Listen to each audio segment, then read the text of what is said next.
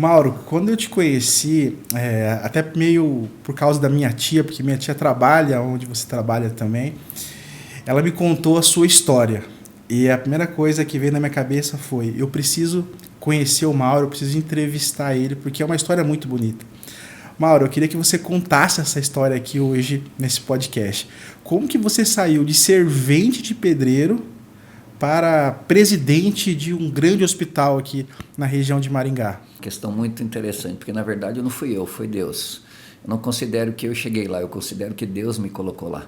Eu comecei a minha jornada de trabalho como servente de pedreiro. Eu um dia precisava muito de trabalhar, venho de uma família muito honesta, muito correta, mas a gente do ponto de vista financeiro tinha muitas limitações.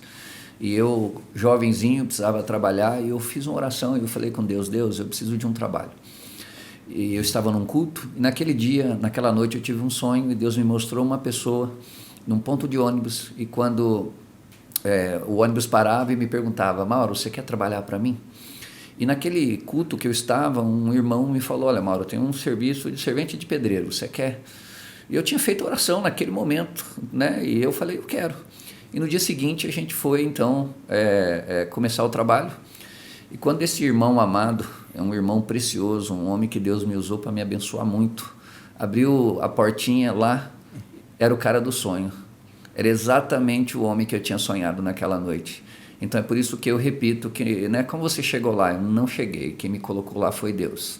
Na verdade, tudo é sobre Ele, nada é sobre mim, sobre eu, sobre o meu talento. Eu creio que tem tantas pessoas mais capacitadas e preparadas do que eu, mas aprove a Deus me colocar naquele lugar porque eu dependo 100% dEle. A palavra de Deus diz isso: em mim nada podeis fazer.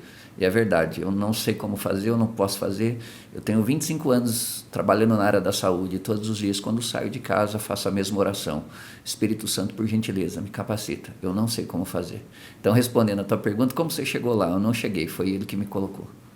Perfeito, mas você tinha confiança que você sairia daquela situação como um servente de pedreiro e teria uma vida melhor para a tua família? Você tinha essa convicção? Eu sempre soube, porque o Salmo 1, né, dali do 1 para frente, diz que nós somos como árvore plantada junto ao ribeiro de águas e tudo que nós fazemos prospera.